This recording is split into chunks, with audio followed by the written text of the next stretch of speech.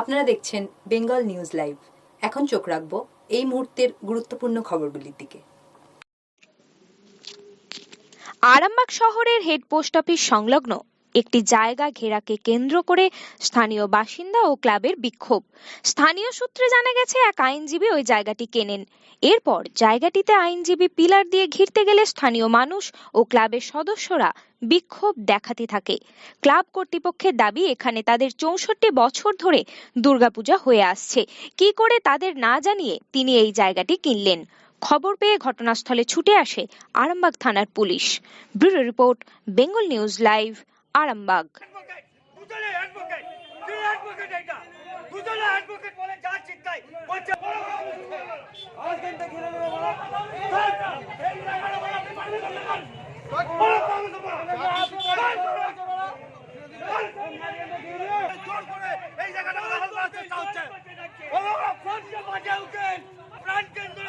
এই জায়গাটাকে উনি কিনে নেবেন, এই জায়গাটাকে টাকার বাইরে থেকে লোক এনে ঘিরাচ্ছে। উনি একটা অ্যাডভোকেট বলে, উনি একটা আরামবাগ কোর্টের অ্যাডভোকেট, দুজনে অ্যাডভোকেট। কি অ্যাডভোকেট এটা? দুজনে অ্যাডভোকেট বলে যা চিন্তায় বলছে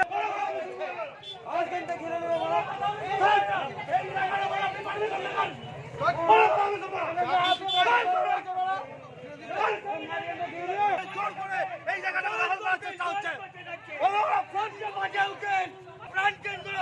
এই জায়গাটাকে উনি কিনে নেবেন, এই জায়গাটাকে টাকার বাইরে থেকে লোক এনে ঘিরাচ্ছে।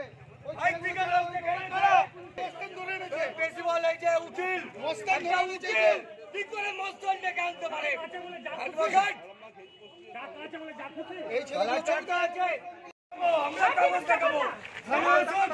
আপনাকে খেলা দেখাবো, আমি থানাকে প্রশাসনকে দেখাবো।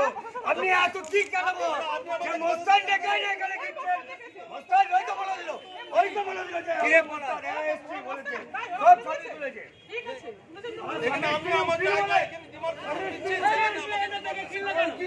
এখানটা আবার কিনে বাপ, এখানটা আবার কিনে বাপ, বাপ এটা কিনে। তার প্রমাণ হচ্ছে, দেখুন এক হাত ছেড়ে ক্লাব সহযোগিতা করেছে বলেই উনি বাড়ি করেছে। এখন আমাদের বক্তব্য একটাই, আমার তো চুচুড়া কোর্টে কেস চলছে এই জায়গাটা নিয়ে। এই কেসটার ফাইসালা হোক, আপনি ঘিরবেন, নাহলে 2-4 দিনের মধ্যে আমাদের চুচুড়ার ওখানে যে অ্যাডভোকেট আছে উনি গেছিলেন যে আমি মীমাংসায় বসবো। তা আমাদেরকে সেই মুহূর্তে আমাদের পুজো চলছে, পুজোয় নানা রকম বুঝতে পারছেন এইদিকে ওদিকে ছুটতে হচ্ছে। আমরা বলেছিলাম সমস্ত পুজো কেটে যাক, মীমাংসা করবো। কেস চলাকালীন কী করে উনি এই জায়গাটা কিনছেন বলেছে। আমাদের উকিলও বললো এই জায়গাটা যেখানে ভদ্রলোক করে নেবো তো, নিশ্চিতভাবে করে দেবো, কিন্তু উনি কাউকে না জানিয়ে এভাবে ঘিরছেন কেন? আলোচনায় সব মেটে, সব মেটে, নিশ্চিতভাবে সেই আলোচনা করবো, কিন্তু উনি না জানিয়ে এইভাবে ঘিরছেন কেন? এটা আমাদের প্রশ্ন। পৌরসভার পারমিশন নেই, এই জায়গার ওপরে কেস চলছে, এই জায়গার এখানে ক্লাব, এই জায়গাটা বহুদিন ধরে সাধারণ মানুষ ব্যবহার করে। এখানে ডাকগাড়ি ঢোকে, ডাকগাড়িতে ব্যবহার হয়, উনি জানেন আসেন কীভাবে মোটরসাইকেল মানুষ রাখে। তা সত্ত্বেও আমরা বলেছি একটা ফয়সলায় বসবো, আপনি কিনেছেন একটা ফয়সলা করে দেবো, কেস চলুক, আপনি ফয়সলা করে কেসটা চলছে। হ্যাঁ, নিশ্চিতভাবে করে দেবো ফয়সলা, কিন্তু উনি এইভাবে না জানিয়ে ঘিরবেন কেন? দেখছি আমি দোকান বন্ধ করে এসে দেখছি গর্ত হচ্ছে, আমি দাঁড়িয়ে আছি চুপ করে। আমি থানাকে জানিয়েছি, পার্টিকে জানিয়েছি, গ্রামের ছেলেদের জানিয়েছি, সবাই আসুক। হ্যাঁ, কিনা ছিল মানুষের জায়গায়, আমরা জোর করে ঠাকুর করছি, এটা আলাদা। 17ই আগস্ট এটা কিনেছে এই জায়গাটা কিনে, এবং আমরা ক্লাবের পক্ষ থেকে এইটা চুচুড়া কোর্টেতে, আমাদের আরামবাগ কোর্টেতে এমন কীর্তি করেছে যে যাতে আমরা কেস না করতে পারি, সেই জন্য আরামবাগ কোর্টেতে অবজেকশন করে রেখেছে। সেখানে আমাদের চুচুড়া থেকে অ্যাডভোকেট দিয়ে চুচুড়া থেকে লড়তে হচ্ছে। আমাদের ভিখারি ক্লাব, সে পয়সা মানুষের কাছ থেকে জোগাড় করে করে কেসে লড়ছি আমরা। সে হঠাৎ কেসের কোনো ফাইসলা না হওয়াতে কি করে আপনি এই জায়গাটা ঘিরে নিতে পারেন, আমার মাথায় ঢুকছে না।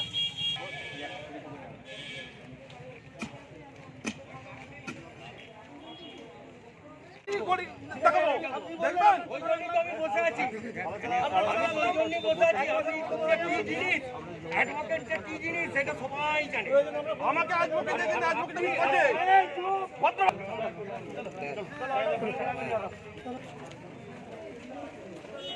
যান দাদা, নিজে নিজে কাজ যান দাদা, নিজে নিজে কাজ যান। অনেক আর যে জায়গাটা উনি ঘিরতে চলেছেন সেই জায়গাটা আজকে 65 বছর ধরে এখানে পোস্ট অফিস, রাজনৈতিক দলের অফিস, ক্লাব এবং বাজারে সবজি বিক্রেতা, মাছ বিক্রেতারা জনসাধারণের স্বার্থে এই জায়গাটা ব্যবহৃত হয় আজকে 65 বছর। উনি গোপনে এই জায়গাটুকুন কিনেছেন, কিনে সেই জায়গাটা ঘেরার চেষ্টা করছেন যাতে এইখানে অবস্ট্রাকশন একটা তৈরি হবে। এখানকার ব্যবসায়ী, এখানকার অন্যান্য জনসাধারণ যারা আছেন তাদের ব্যবহারের স্বার্থে এটা জায়গাটা খোলা থাকে। পোস্ট অফিসের মানুষজন আসেন, তারা ব্যবহার করেন। এখানে একটা 65 বছর ধরে পুজো হয়, ওনারা পুজো করেন। স্বাভাবিকভাবে এই জায়গাটা যখন উনি জানালেন যে আমরা কিনেছি, তখন আমরা এর বিরুদ্ধে আদালতের দ্বারস্থ হই।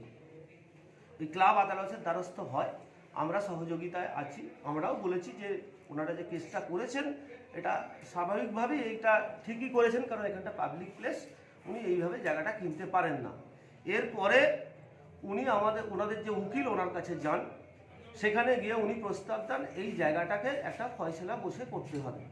আমরা এই প্রস্তাব মেনে নিই।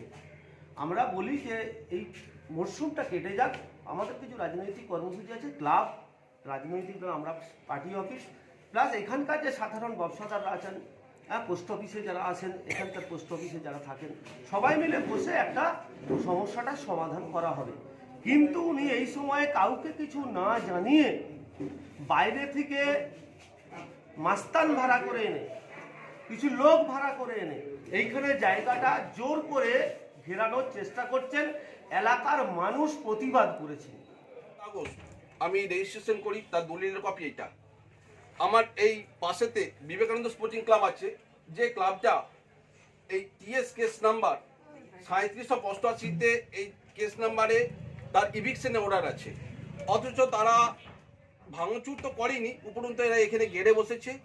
আমাকে এখানে এই ক্লাবের রেজিস্ট্রেশন নেই, সেই ক্লাবের উইদাউট রেজিস্ট্রেশন একটা ক্লাব আমাকে এই কেনা জায়গাতে বাধা সৃষ্টি করছে, জায়গাটি ডিমার্কেশন করতে গিয়ে। আমি ইভিন 144 ফাইল করেছিলাম বা এর আরামবাগ থানাতেও জানিয়েছিলাম। তা সত্ত্বেও এই মুহূর্তে আমি এখানে যখন আজকে ডিমার্কেশন করতে চাই, তখন সেই মুহূর্তে এখানে সিপিএম এর পার্টি অফিস কিছু লোকজন এবং ক্লাবের সমস্ত কিছু লোকজন মাসেল পাওয়ার দেখিয়ে আমার সমস্ত পিলারগুলোকে ভেঙে দেয় এবং তারা যাচ্ছে তাইভাবে আমাকে অপমান করে এবং তারা আমাকে এখানে অপদস্থ করার চেষ্টা করে এবং শুধু তাই নয়, এখানে আমাকে গালিগালাজও করে।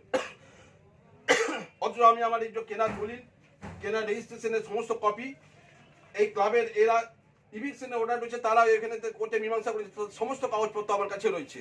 খুঁটি কাটা ভেঙেছে পাবলিক, আমাদের এখানকার যারা পাড়া প্রতিবেশী বা যাতায়াত করে ব্যবসাদার জনসাধারণ, কারণ এই জায়গাটা আরামবাগের প্রাণকেন্দ্র।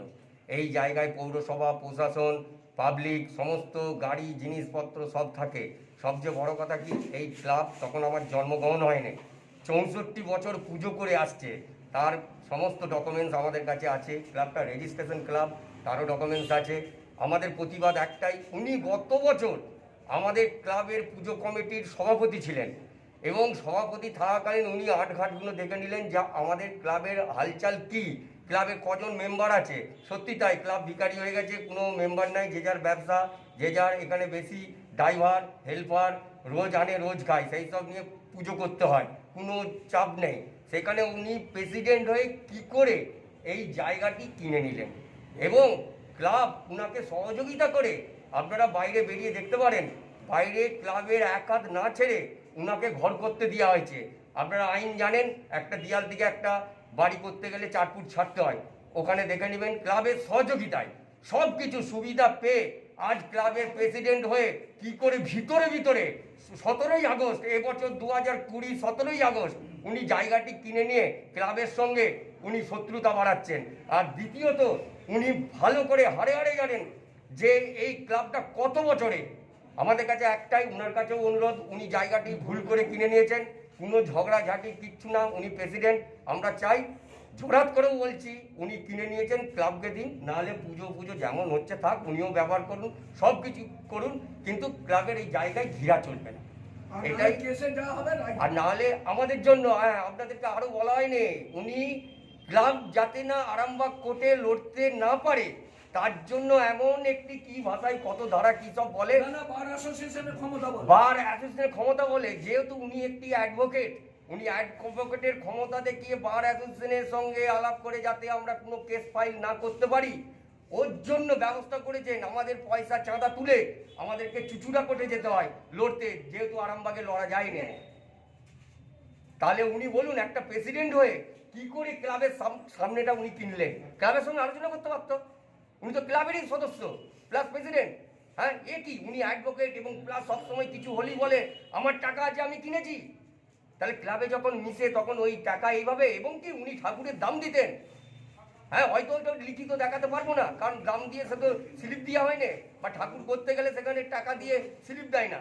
উনি পুরো ঠাকুরের দামটা দিতেন 25,000 টাকা। তা ওই 1 বছরে এই জন্যই কি মিশেছিল?